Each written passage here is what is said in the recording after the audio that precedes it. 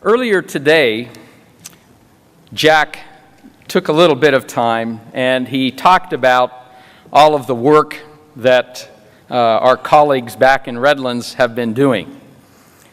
Right now, they're very busy working on ArcGIS 10.1.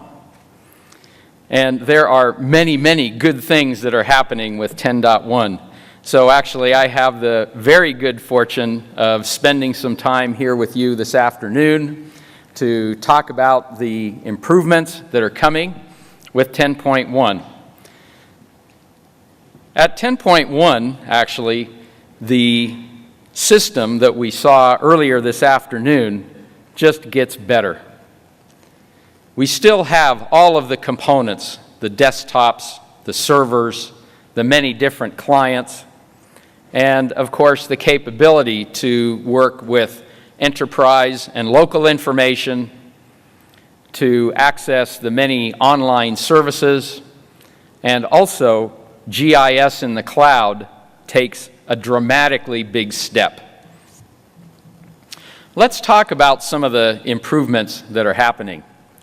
First of all, database management gets stronger, more standards-based.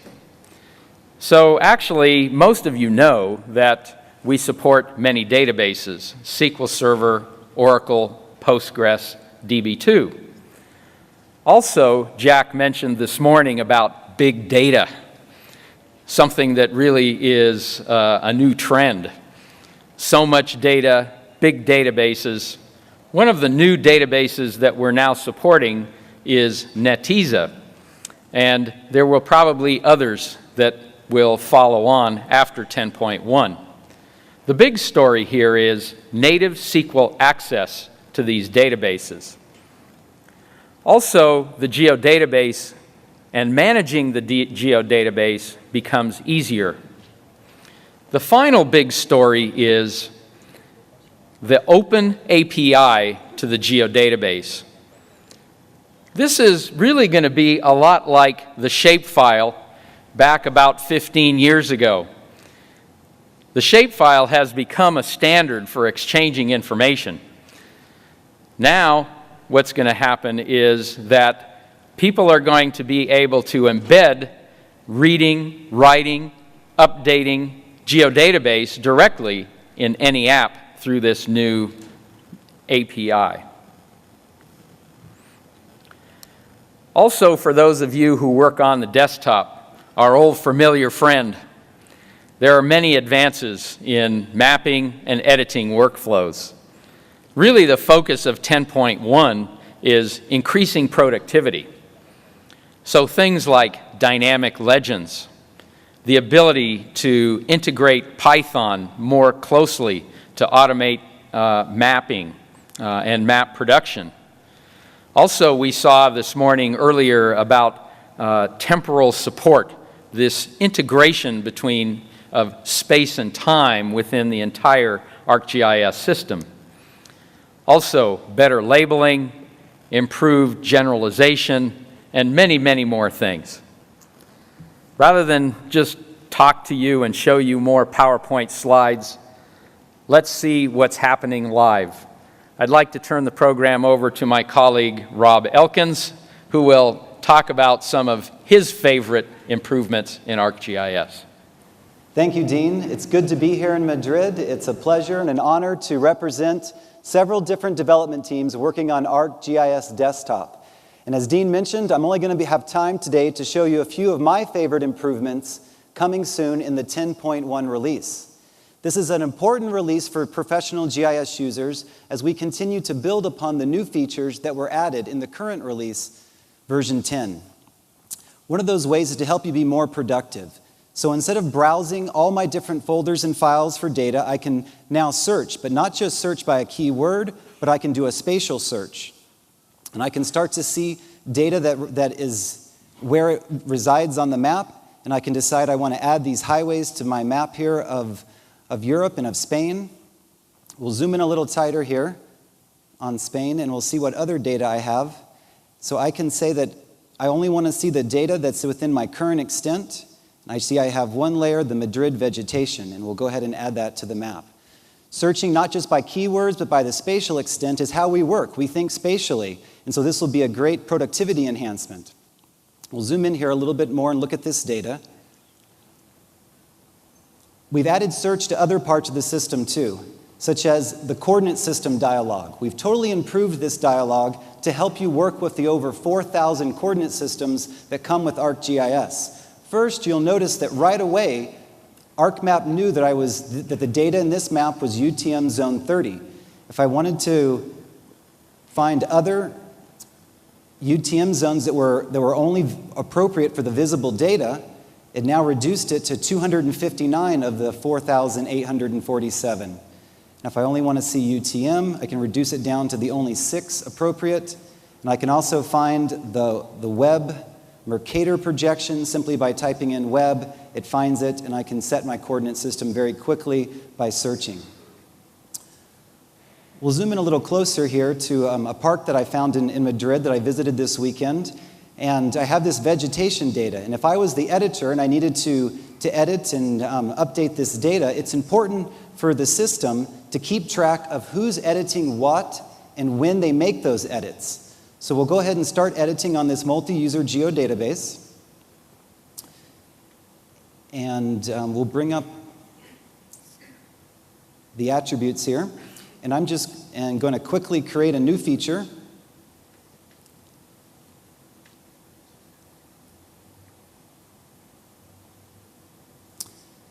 And as I created that feature, there's a new tracking capability on the geodatabase that says that Rob is the owner of that feature, that he just created it, and that I was the last editor. If we click on some of the other features in this map, we can see who the owner was of those, who was the last editor. And if I was to update one of these features, for example, let's split this polygon into 2 parts. We now have 2 polygons. And it's updated the last edit feature. Now, this being a feature of the geodatabase, it's not just available to the desktop user. This property is also available when you're editing from a mobile device or from a web application. So now you can store this information from all your different clients to ArcSDE. Now, speaking of ArcSDE, for years it's been sometimes difficult to administer and to manage your geodatabases. But here, directly from the catalog window, by popular request, we've added some new administration tools. So I can bring up this new administration dialog. I can see all of the different versions, but more importantly, I can also see who's connected to my database. I can see what locks are on. And if I've got a user that's maybe abusing his privileges or preventing me from doing my work, I can disconnect this user as the administrator, kick them off the system, and then go back and do my work. Another feature I like of this dialog is I can go to the tree view, and I can start to see the relationship here between the parent and the child databases, the versions of the geodatabase. So with this, along with a new set of geoprocessing tools for managing geodatabases, we think it'll make it much easier to automate geodatabase administration and provide a simple user interface to do those common tasks. Now, all data that we work with is not in a geodatabase, and so we've added new tools to make it easier to work with that data. For example, I can import GPS data from a common format called GPX. GPX is a common output format for many different consumer and professional grade GPS systems. I can import this GPX data. It becomes points, lines in the track here around the park. This is where I went running, and now I can get all that location information from my GPS watch. Another tool that enables you to take a directory of geotagged photos. So here's some photos I took with my iPhone over the weekend, and if I run this tool, it creates points for the locations of those pictures, attaches the photo as a geodatabase attachment, and then I can use the pop-up tool to view those photos right here with the location. So I'm able to bring together lots of different types of data to help me be more productive quickly inside of ArcMap. Another common data format that we need to use sometimes in ArcGIS is KML data. So let's switch to a different map. This time I've got a map of Africa and more importantly a KML data here from a national park in the country of Chad. So we'll zoom in, and we'll see that, let's refresh the map, that when I bring the KML into ArcMap, now I get all of the correct symbology for the polygons, the lines, and the points that were created by some other KML authoring tool, along with all the multimedia attachments stored in the point features for this KML data. So I can now work with the KML in ArcMap, do analysis with it, edit it as features, and then if I need to share it back out, I can. We've also made several improvements to how you work with the map, and improving the labeling and the cartographic tools, as Dean mentioned. One of the ones I just want to tell you all about is that at version 10, all ArcGIS Desktop users will have Mapplex. It's no longer an extension. The Mapplex labeling engine, with its powerful labeling capabilities, is now included with every copy of ArcGIS Desktop. So we're hoping to see some beautiful maps with great labels coming from everybody now. In addition, we wanted to improve the layout.